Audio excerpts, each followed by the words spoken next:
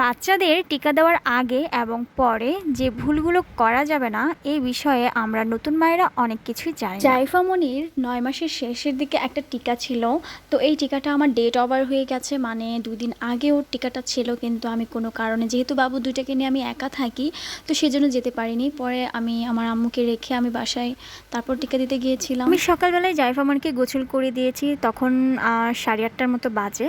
তো গোসল করানোর পর আমি ওকে ফ্রেশ করে দিব এই পজি দিয়ে, তারপর ক্লিন করে ওয়াশেবল ডায়াপারটা পরিয়ে দিব।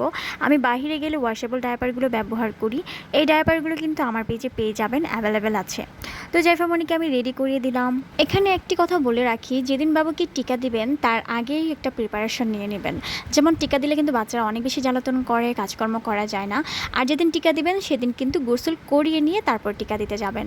আমি সবসময় জাইফা মনিকে টিকা দেওয়ার আগে গোসল করিয়ে নিয়ে যাই। আপনারা বাচ্চাদেরকে টিকা দেওয়ার সময় অবশ্যই তার আগে গোসল করিয়ে নিয়ে যাবেন, একদম সুন্দরভাবে ফ্রেশ করে নিয়ে যাবেন। টিকা দেওয়ার সময় আমরা যে ভুলটা করে থাকি সেটা হচ্ছে বাবুকে নাকি ব্রেস্ট ফিডিং করানো যাবে না।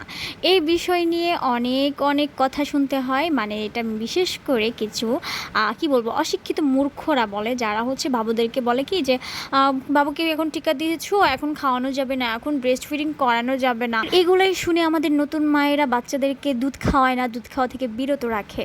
এটা যে কত একটা বড় ভুল কাজ করতেছো সেটা কিন্তু জানো না। আমিও যখন প্রথমবার মা হয়েছিলাম, ওকে টিকা দিতে নিয়ে গেছিলাম, মানে জান্নাতকে টিকা দিতে নিয়েছিলাম, তখন হচ্ছে ওইখানে ভেতরে কিছু মহিলা আমাকে বলতেছিল এখন বাবুকে দুধ খাওয়াইও না, এখন তো টিকা দিবা, বাবুকে দুধ খাওয়ানো যাবে না। এনিওয়ে আমি তো চলে গেছি এখন টিকা কেন্দ্রে, এখানে টাকা দিয়ে তারপর টিকা দিতে হয়। আচ্ছা, এই যে ভিডিওতে একটা বাবুকে দেখতেছেন আপনারা, এই বাবুটা এত পরিমাণে শুকনা। আচ্ছা বলেন তো, আইডিয়া করেন তো এই বাবুটার বয়স কত হতে পারে? আমি ফার্স্টে ভেবেছিলাম এই বাবুটার বয়স হাইস্ট হলে 3 থেকে 4 মাস এরকম কিছু একটা। আসলে ক্যামেরাতে ওকে যতটা হেলদি লাগছে, বাস্তবে ও অনেকটাই হ্যাংলা, অনেক ছোট আর অনেকটা শুকনা। এই বাবুটার বয়স কিন্তু 8 মাস প্লাস। হ্যাঁ সত্যি বলছি, 8 মাস প্লাস এই বাবুটার বয়স। ওর নানুর কাছে যতটুকু আমি জানতে পারলাম ওর সম্পর্কে, যে ও এখন বসতে পারে, আর ও কিন্তু দেখতেই পাচ্ছেন যে অনেকটা হাসছে, মানে আপনার মোটামুটি অসুস্থ যে সেটা কিন্তু না, আলহামদুলিল্লাহ বাচ্চাটা সুস্থ।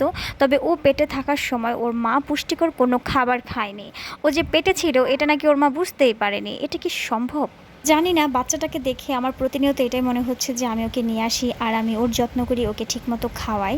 তো সবাই বাবুটার জন্য দোয়া করবা। তো জাইফা মনির টিকা দেওয়া শেষ। এই যে টিকা দেওয়ার পর ও কান্নাকাটি করছে, যদিও এই টিকায় কিন্তু ওর কোনো ব্যথা হবে না বা জ্বর আসবে না। এটা আমাকে ম্যাম বলে দিয়েছিল যে ও কোনো ওষুধ খাওয়াতে হবে না, কোনো জ্বর আসবে না। তো নতুন মায়েদের জন্য আমার কিছু মেসেজ থাকবে, যে বাবুদেরকে টিকা দেওয়ার আগে অবশ্যই ফিডিং করে নিয়ে যাবা, প্লাস টিকা দেওয়ার পরেও ফিডিং করাবা।